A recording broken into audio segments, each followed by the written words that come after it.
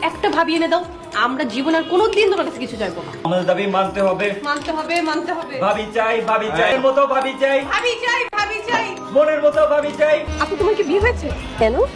আমার ভাইকে বিয়ে করাবো। আমার ভাই অনেক ভালো, তুমি সুখে থাকবে, আমি 100% গ্যারান্টি। সরি, আমি বিবাহিত, আমার হাজবেন্ড আছে, সংসার আছে। ভাবি, তুমি একটু যাও, আমরা আন্টির সাথে কথা বলবো। তিশা, তুই যা, আমি একটু আসতেছি। হ্যাঁ, আপনার মেয়ের সাথে না আমার ভাইকে বিয়ে দিতে চাই। আমার ভাই অনেক ভালো, অনেক সুখী হবে, 100% গ্যারান্টি। তাই নাকি? তা তোমার ভাইয়া কি করেন? আমার ভাই একটা প্রাইভেট কোম্পানিতে জব করে, দেখতে খুবই স্মার্ট, আপনার দেখলেই পছন্দ হয়ে যাবে। তোমরা আগামী শুক্রবার ওই যে সামনে দোতলা বাড়িটা দেখছো না, তোমার ভাইয়াকে নিয়ে চলে এসো। কোথায় গিয়েছিলি সত্যি করে বল। আমরা ভাবি খুঁজতে গিয়েছি। ভাবি খুঁজতে মানে? আচ্ছা, তোদের মাথায় এসব বিয়ের ভূত ঢুকলো কেন বলতো? ভাইয়া তোমার কষ্ট আর আমরা নিতে পারছি না। ভাইয়া, আমরা এবার একটা ভাবি চাই, প্লিজ। ভাইয়া একটা মিষ্টি ভাবে পাইছি, শুক্রবার তোমাকে নিয়ে যাব। আমি যাব না, এখন আমার বিয়ে করার ইচ্ছে নেই। ছোটবেলা থেকে আব্বা আম্মুকে কখনো দেখিনি, বড় হওয়ার পর তোমার কাছে কখনো কোনোদিন আবদার করিনি, এই ছোট্ট একটা আবদারটা রাখো। একটা ভাবি এনে দাও, কখনো কিছু চাইবো না। আচ্ছা, তোরা যে এত ভাবি ভাবি করতেছিস, তোদের ভাবি তোদের ভাইয়ের মতো ভালো হবে? ভাবি তোমার মতোই ভালো হবে। আচ্ছা ঠিক আছে, তোদের খুশি আমার খুশি। ভাইয়া, ভাবি দেখতে কিন্তু মাশাআল্লাহ খুব সুন্দর। শুনতে হবে ভাইয়া। আসলে কিছু মনে করবেন না, আমার ছোট দুই ভাই বোন খুব আদরে বড় করেছি তো, শারীরিকভাবে ঠিকই বড় হয়েছে কিন্তু বুদ্ধি একেবারে কম। ভাইয়া, ভাবি দেখতে সুন্দর না? ভাইয়া আলহামদুলিল্লাহ বলি।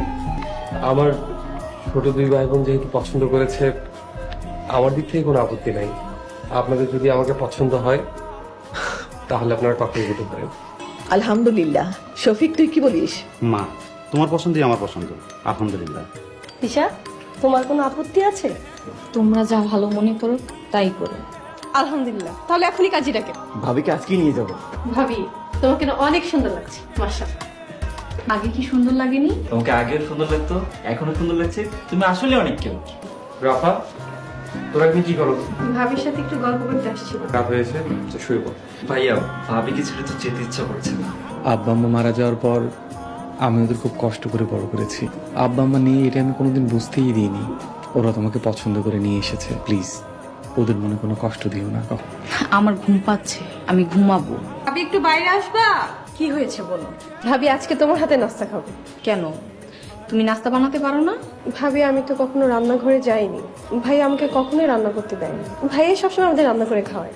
মনির পুতুল বানিয়ে রেখেছে। ভাবি, তুমি কি কিছু বললে? না, কি নাস্তা বানাবো? ভাইয়াকে জিজ্ঞাসা করি। ভাইয়া, একটু আসো তো। ভাবি জিজ্ঞাসা করছে কি নাস্তা বানাবে। আজকে তুমি নাস্তা বানাবা? না বানিয়ে তো উপায় দেখছি না। পরোটার ডিম পোচ খেলে কেমন হয়? ওয়াও, অনেক মজা হয় ভাইয়া। দেখেছো ভাইয়া, তোমার জন্য কত লক্ষ্যে একটা বউ খুঁজে এনেছি। ভাইয়া, ভাইয়া নাস্তা এসে গেছে। ভাইয়া, কই তুমি? তোমাদের ক্ষুধা লেগেছে, তোমরা খেয়ে নাও, তোমার ভাইয়া পরে খাবে। ভাবি, আমরা তো কখনো নিজের হাতে খাই না। হাত দিয়ে খেতে পারি না মানে? ভাইয়া আমাদেরকে নিজ হাতে খাইয়ে দেয়। তোমরা এত বড় হয়ে গিয়েছো, তোমাদেরকে খাইয়ে দিতে হয়? এখন থেকে তোদের ভাবি তোদেরকে খাওয়াই দেবে। আমি কাউকে খাইয়ে দিতে পারবো না। আমাদের না খাইয়ে দাও, ভাইকে খাইয়ে দিও। হ্যাঁ তিশা, ভাবি তোমরা আমাকে কোথায় দিয়ে দিয়েছো? কেন, কি হয়েছে, কোনো সমস্যা? সমস্যা মানে এই বাসার সকালে নাস্তাটা পর্যন্ত আমাকে বানিয়ে খাওয়াতে হচ্ছে। কেন, তোমাদের বাড়িতেও তো আমি নাস্তা বানিয়ে প্রতিদিন সবাইকে নাস্তা বানিয়ে খাওয়াই, কই কোনো সমস্যা তো হয় না? আমাদের বাসা আর এই বাসা অনেক পার্থক্য। ভাই বোন দুইটা সারাক্ষণ জ্বালিয়ে মারছে। একটু মানিয়ে নাও না। ভাবি, আমার আর ভালো লাগছে না। কত স্বপ্ন ছিল, ছোট একটা সংসার হবে, সবকিছু গুছিয়ে নিব, আর এখন যত জ্বালা। জানো ভাবি, এই দামড়া দামড়া দুটা ভাই বোনকেও এখন খাইয়ে দিতে হয়। আচ্ছা ভাবি, রাখি, পরে কথা বলবো।